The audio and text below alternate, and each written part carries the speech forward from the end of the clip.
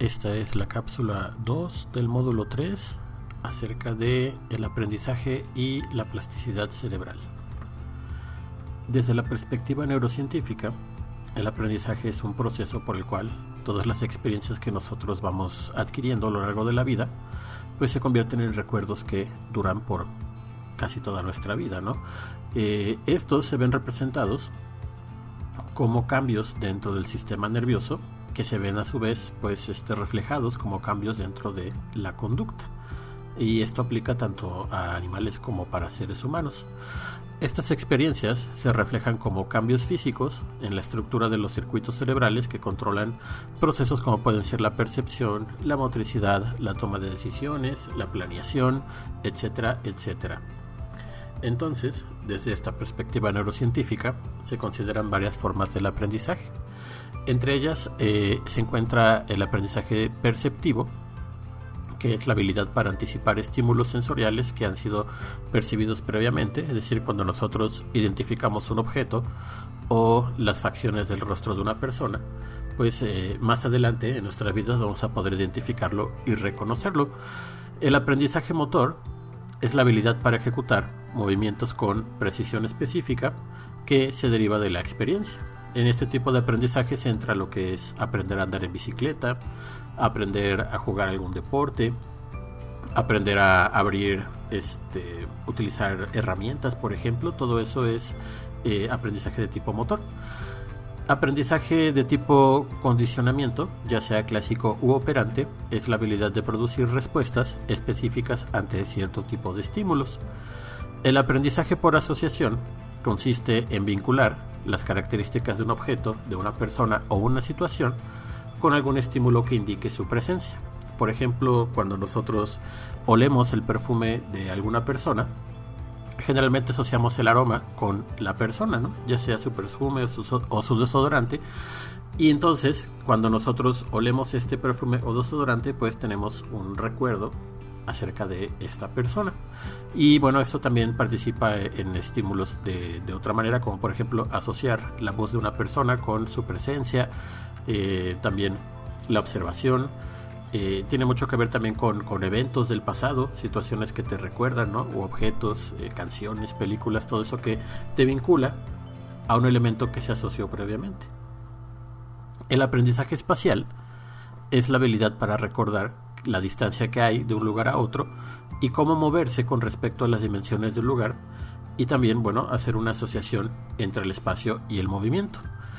Nosotros como seres humanos de repente aprendemos nuestros hábitats, los lugares en los cuales habitamos, y eso hace que cuando nosotros estamos, por ejemplo, en la oscuridad de la noche y no tenemos la luz prendida, pues de repente podemos saber dónde están las cosas. También podemos navegar, ¿no?, en nuestras casas, pues aún en la ausencia de luz, y esto es porque ya aprendimos, es decir, lo espacial, cómo se mueve nuestro cuerpo con respecto al espacio en el que estamos, y esto pues es una forma también de aprendizaje. El aprendizaje episódico es la capacidad de recordar eventos específicos y el orden en el que ocurren.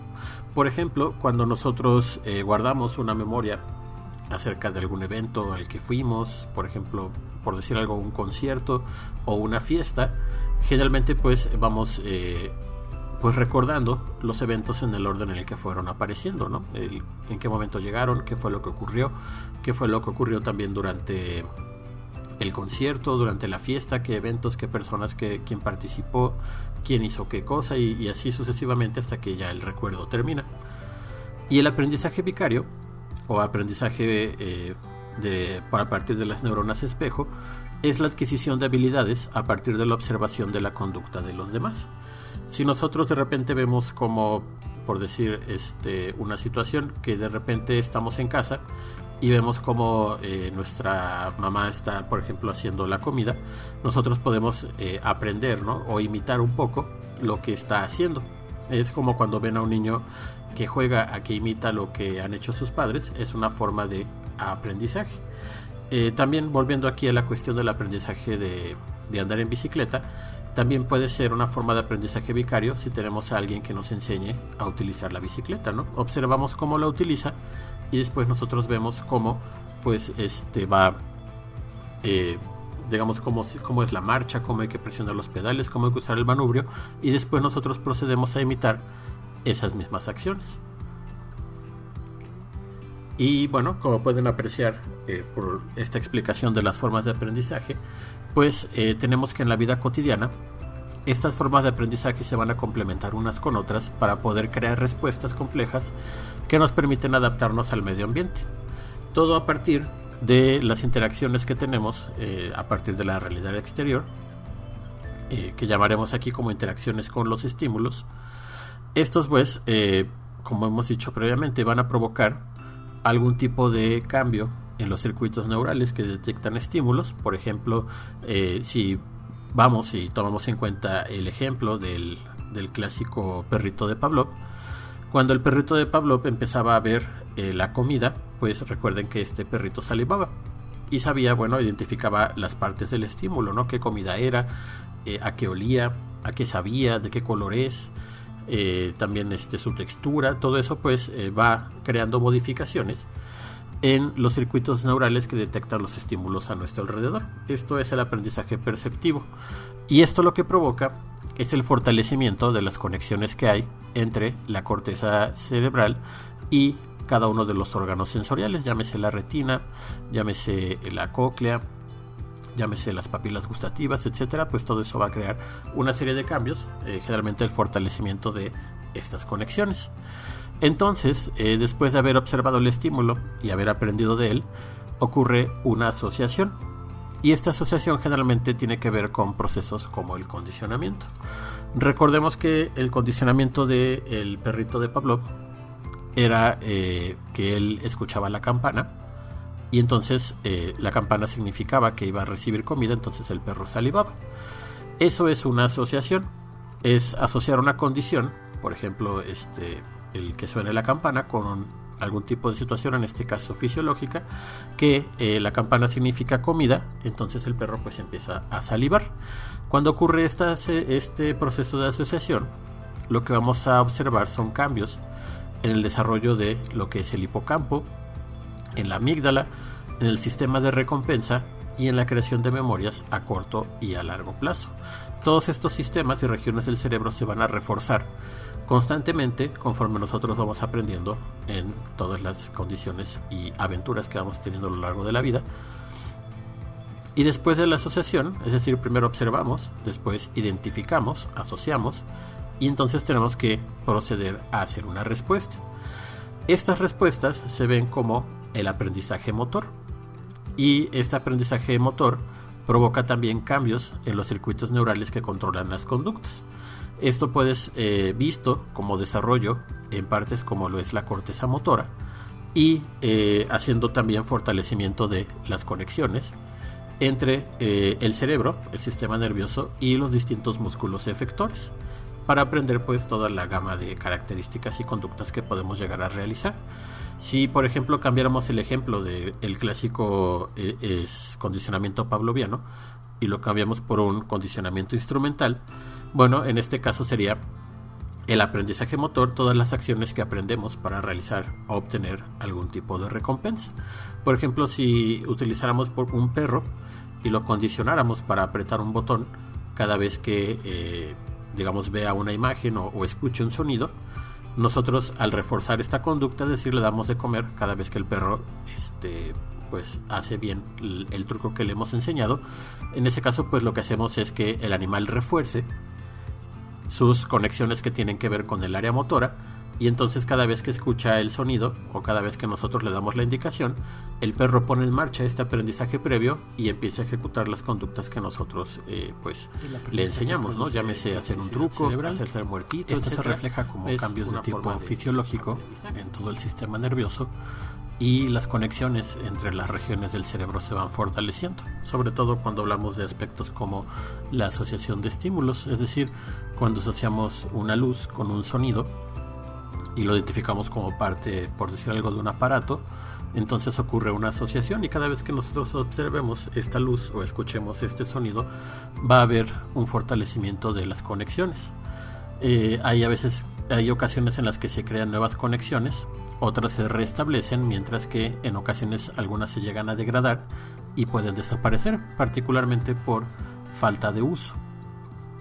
Cada tipo de aprendizaje se relaciona con las áreas del cerebro que se encargan de producirlos, de producir, por ejemplo, la experiencia.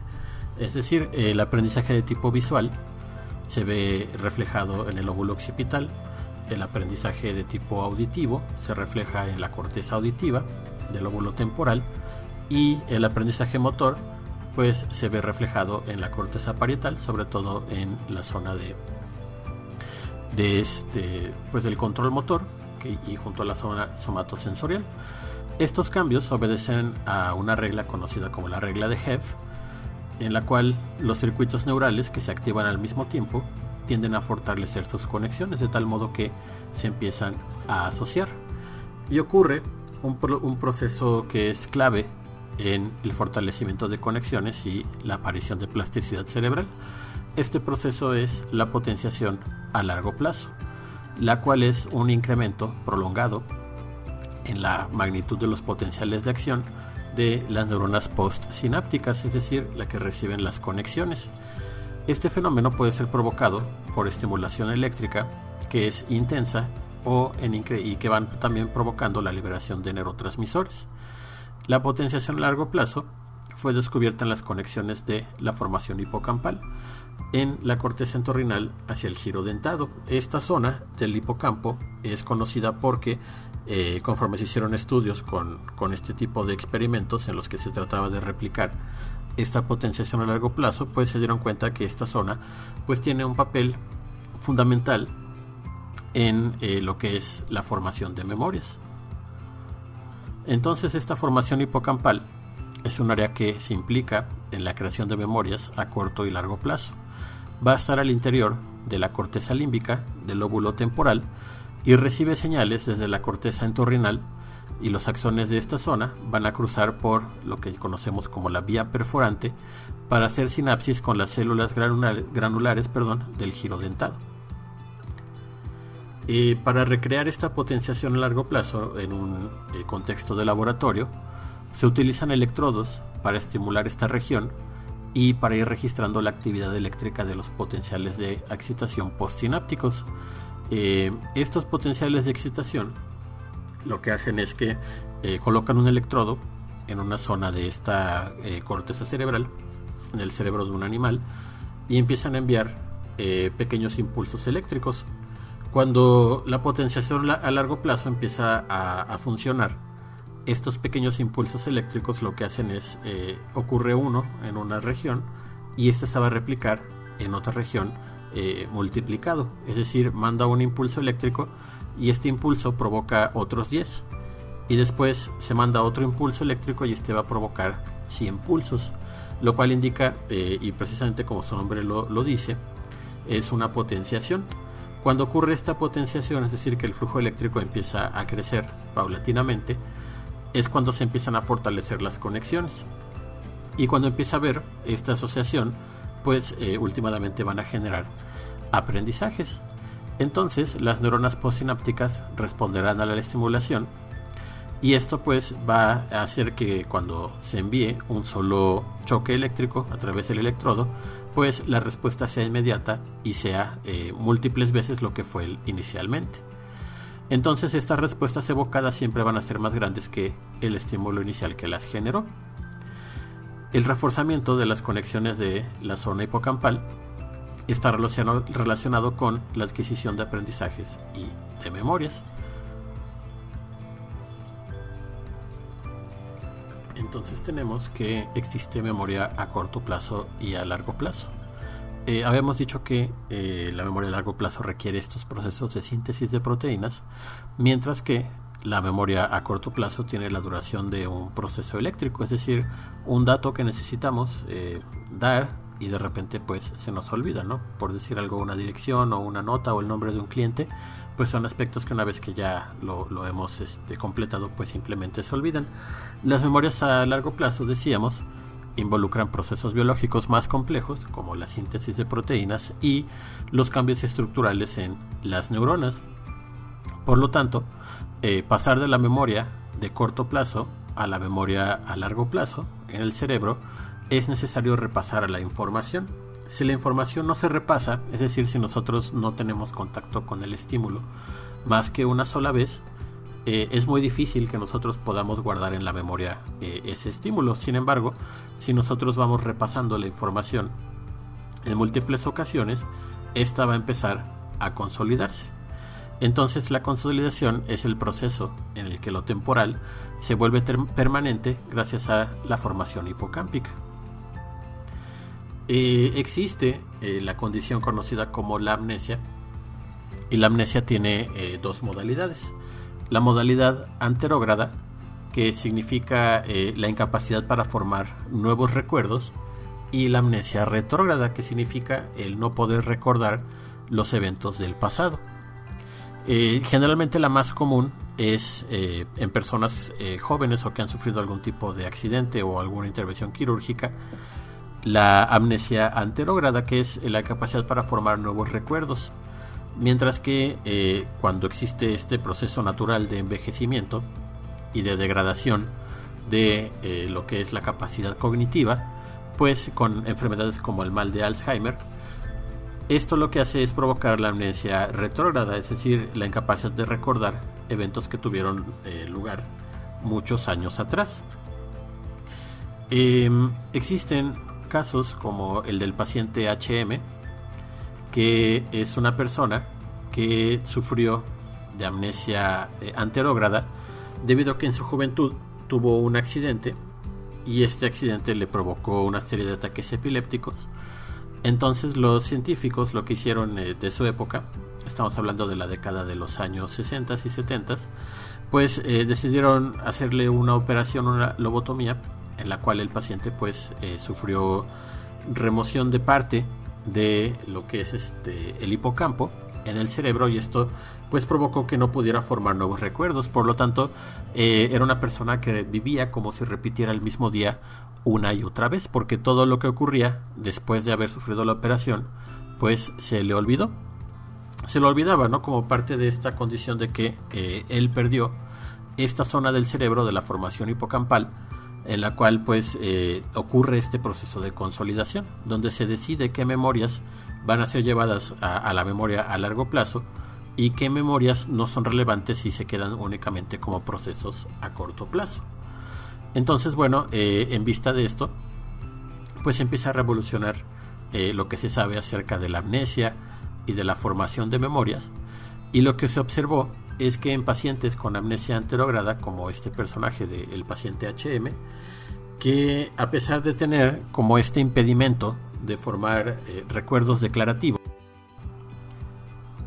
y probablemente se preguntarán que cómo es que esta persona, el paciente HM, a pesar de que había perdido el hipocampo, cómo podía seguir recordando su pasado. Entonces pues fue precisamente a partir de los estudios con esta persona, con este paciente, que los científicos identificaron que el hipocampo no almacena las memorias per se, sino que en vista de que los pacientes con daño en el hipocampo podían recordar eventos del pasado distante y que también mantenían una memoria a corto plazo relativamente normal, el problema estaba únicamente al momento de guardar la memoria a corto plazo y pasarla a largo plazo. Entonces lo que descubrieron es que el hipocampo se relaciona con la formación de memorias declarativas. Estas memorias declarativas son todas aquellas que tienen que ver con hechos, por ejemplo, del pasado, ¿no? El recordar tu nombre, recordar quién es tu familia, experiencias de vida, cosas que uno aprende en la escuela, pues la cuestiones sobre el trabajo, etcétera. Esas son memorias declarativas distintas a las que son de tipo perceptual o motor. El hipocampo lo que hace es recibir información sobre la situación del mundo exterior desde las cortezas de asociación sensorial y también de la corteza motora, todo aquello que nosotros vemos, escuchamos, sentimos o percibimos, y también recibe pues información de zonas subcorticales como son los ganglios basales y la amígdala, que están involucrados en otros procesos de aprendizaje, como por ejemplo el aprendizaje emocional. Entonces el hipocampo empieza a trabajar en este proceso de consolidación de memorias a largo plazo, porque los pacientes con amnesia anterógrada por daño al hipocampo pueden recordar memorias remotas con más de 15 años de antigüedad sin problemas, pero son incapaces de recordar los años, 2 o 3 años previos al momento en el que tuvieron su lesión, como en el caso del paciente HM. Esta discrepancia nos indica que el hipocampo trabaja sobre las memorias, haciendo envío de impulsos distribuidos por toda la corteza constantemente durante un proceso de 10 a 15 años, que es donde últimamente en la corteza cerebral donde van a residir las memorias, donde se hacen este proceso de producción de proteínas, y estas proteínas pues empiezan a conformar los recuerdos a largo plazo. Entonces el hipocampo tiene esta función de ser como un sistema que decide qué recuerdos van a ser los más relevantes para almacenarse a largo plazo. Y esto se ve también porque el hecho de recordar eventos recientes, como puede ser lo que ocurrió hace una semana, lo que ocurrió ayer o hace no mucho tiempo, como por ejemplo meses o incluso un año, activan varias regiones del hipocampo. Pero cuando nosotros tenemos memorias más antiguas y recordamos lo que ocurrió hace 10, hace 15 años, estos tipos de memorias ya no van a activar el hipocampo. Cuando nosotros recordamos, y todo esto que les estoy contando se observa a través de resonancia magnética, que es el dispositivo que se utiliza para observar la actividad del cerebro en tiempo real, las personas cuando recuerdan lo que es esta distinción entre si está en el hipocampo o está en la corteza, cuando nosotros recordamos en la corteza frontal ocurre lo contrario que en el hipocampo.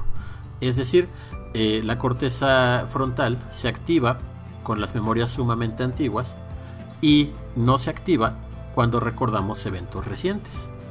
Por lo tanto, las memorias se almacenan temporalmente en el hipocampo mientras se van trasladando paulatinamente a la corteza frontal.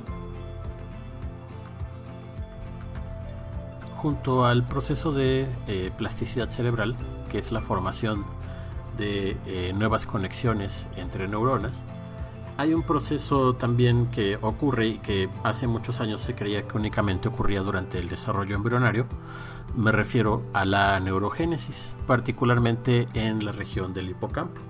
Como mencioné, en la investigación se pensaba que una vez que culminaba el desarrollo embrionario ya no existía aparición de nuevas neuronas, que estas iban pues con una cantidad fija que se mantenía a lo largo de la vida, y que conforme la persona avanza en su edad pues iba teniendo un deterioro, ¿no? Empezaban a morir lentamente las neuronas, y que a diferencia del tejido muscular o el tejido de la piel, que se regenera constantemente, pues el cerebral no tiene esa cualidad. Sin embargo, se descubrió que por lo menos en los procesos de aprendizaje, en la formación hipocampal, existe todavía una pequeña reserva de células madre que tienen capacidad de dividirse. Se ha estudiado en el cerebro de la rata y se ha observado que se producen entre 5.000 a 10.000 neuronas nuevas diariamente. Y estas neuronas van a empezar su proceso migratorio, similar a como ocurre en el desarrollo embrionario, hacia la zona del giro dentado de esta formación hipocampal. Las nuevas neuronas conectan con las neuronas que ya existen en zonas como la circunvolución dentada y la zona CA3 del hipocampo, que es donde se realizan este tipo de estudios.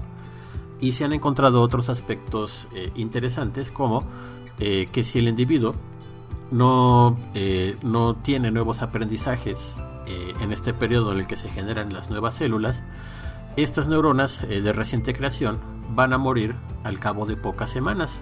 Se presume porque no encuentran un lugar donde conectarse. Pero si el animalito aprende constantemente, la tasa de supervivencia de las neuronas nuevas se aumenta dramáticamente. Existe evidencia de que estas nuevas neuronas intervienen en el aprendizaje porque la maduración de las dendritas de las nuevas neuronas y su integración con otros circuitos del hipocampo se va acelerando siempre y cuando el animal vaya adquiriendo nuevos conocimientos, es decir, nuevos aprendizajes. Cuando los animales son sometidos a pruebas de aprendizaje espacial, como puede ser el uso de un laberinto, el proceso de potenciación a largo plazo facilita la incorporación de estos circuitos, es decir, los circuitos que se van fortaleciendo. A estos se les van agregando las nuevas memorias. También otro aspecto curioso del proceso de aprendizaje y de formación de memorias es que el sueño de onda corta, es decir, el sueño profundo, facilita la consolidación de memorias declarativas, mientras que el sueño de la etapa de movimiento ocular rápido facilita la consolidación de memorias no declarativas, como por ejemplo las memorias verbales. Las no declarativas, las memorias que son de tipo motor o de tipo perceptivo. Cuando nosotros soñamos, la formación hipocampal en el cerebro presenta patrones de activación similares a los ocurridos cuando estamos teniendo algún tipo de situación cotidiana, ¿no? Como si fuera la persona despierta pero se encuentra dormida. Lo que hacemos es que vamos como repasando durante el periodo de sueño esta información, y es en ese momento en el que el hipocampo empieza a trabajar para hacer su trabajo de consolidación de memorias y empezar a enviar esta información que previamente adquirimos a las distintas partes de la corteza cerebral. Esto lo que nos indica y nos deja como enseñanza es que el descansar adecuadamente, es decir, tener nuestro tiempo de sueño adecuado, pues va a producir que nuestra capacidad de memoria se vaya fortaleciendo y que pues dejemos de olvidar muchos de los datos de la vida. Es decir, personas que de repente tienen muchos desvelos o pasan muchas noches durmiendo tarde y despertando temprano, este proceso de consolidación de memorias pues empieza a dificultar, y con ello pues empieza el empezar a olvidar datos.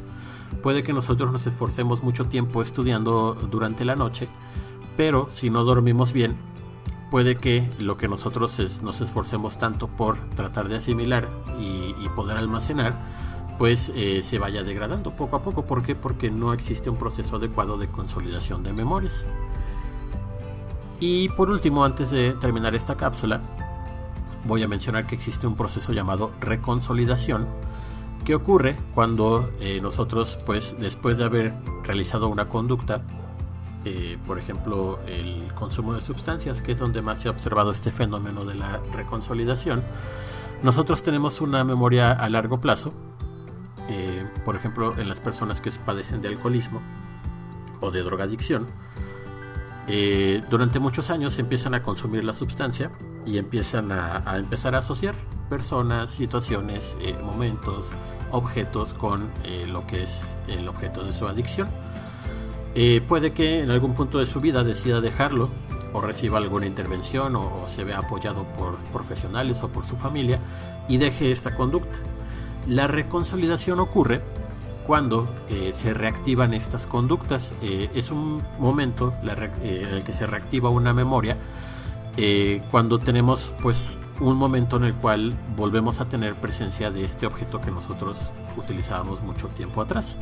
Ocurre, como había dicho, en los procesos de adicción, y también se ha observado con la formación de vínculos, es decir, cortar un vínculo con una persona, dejar de verla durante mucho tiempo, pero de repente recibo una llamada de esta persona que yo tanto quería, y ocurre el proceso de reconsolidación, que esto es básicamente una reactivación de memorias que habían quedado pues quizás no tanto en el olvido, pero sí sumamente guardadas en este proceso cerebral de memoria, y que cuando nosotros experimentamos pues un momento en el cual se refuerza esta memoria, pues es posible que lleguemos al momento previo en el que nos encontrábamos, es decir, se reconsolida la memoria y se vuelve algo parte de nuestra cotidianidad.